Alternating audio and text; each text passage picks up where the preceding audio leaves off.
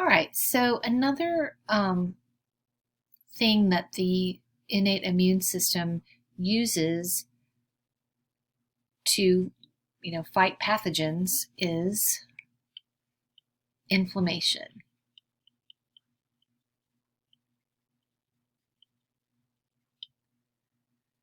So basically, inflammation is a condition marked by redness, swelling, heat, and pain that is initiated by something called cytokines. All right, so what is a cytokine?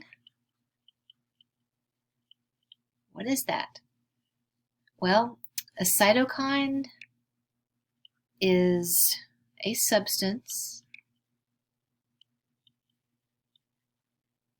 that is secreted by certain cells of the immune system. So that is secreted by certain cells of the immune system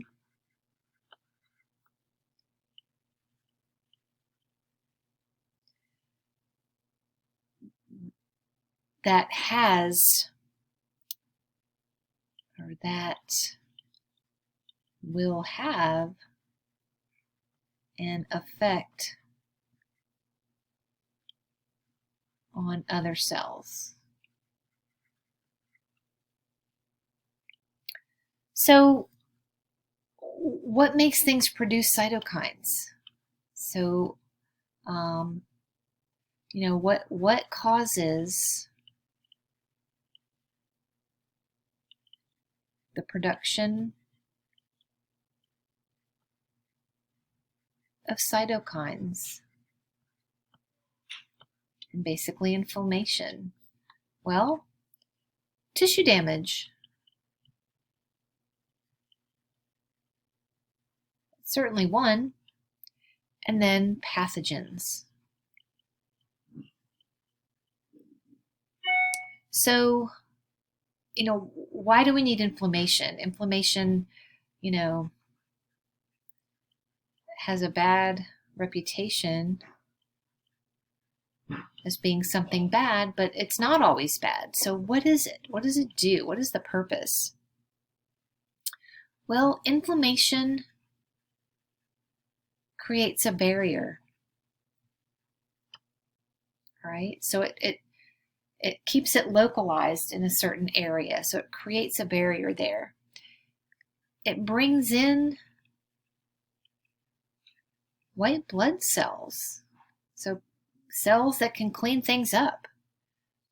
And then it basically facilitates an environment for healing, so it promotes healing. So if we look, here's a vessel. And we know that a vessel, this here, this is a capillary. Capillaries have only endothelium, which is that simple squamous epithelia there. And in inflammation increases permeability of capillaries. So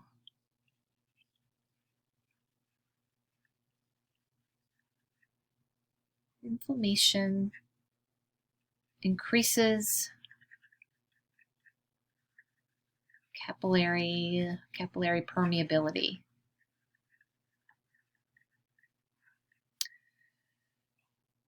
So what does that mean? Well, what's in a vessel?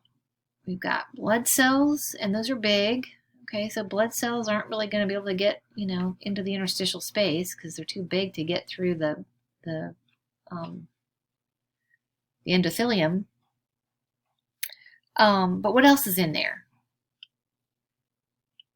You've got proteins, so plasma proteins in here. Plasma proteins. Maybe a white blood cell or two here. All right. Maybe a couple of, maybe an antibody or something. Okay, so all that kind of stuff is in the blood, right? And now, in the inflammatory response, the walls of the capillary are getting permeable because we need certain things to get to the tissue that's diseased or injured. So if these are like monocytes or neutrophils or something like that, then they'll go through something called diapedesis and come through and get to that area through chemotaxis. Okay, so them getting out is diapedesis as they leave the vessel. When the vessel is leaky, other things can get through too. So we may get these proteins that are in here may start to leave. They may get through here. So as proteins are going into the interstitial space, that has an effect on the osmotic pressure. So fluid is going to follow that. So fluid is going to follow the solutes, or the proteins, out into the interstitial space. So that will cause swelling. And that's due to this. All right. The swelling, then this swollen area of tissue then starts to infringe on the nerves, and that causes pain. So it's pressing on nerves. Okay, so that's just due to the permeability of these capillaries. They also, in the inflammatory response, there is vasodilation. So the capillaries, the arterioles anyway, are vasodilating. So it's increasing blood flow. And when we increase blood flow, it makes us look red. And it makes our skin hot. So redness and heat. So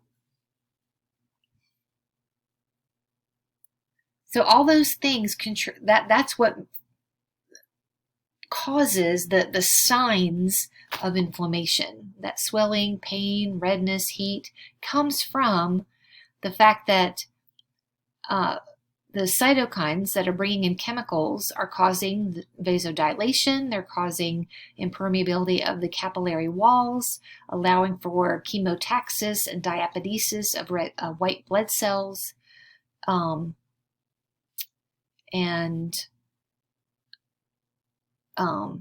So that causes all those signs there. Now the fifth sign is decreased mobility or decreased motion of the joint or whatever's going on.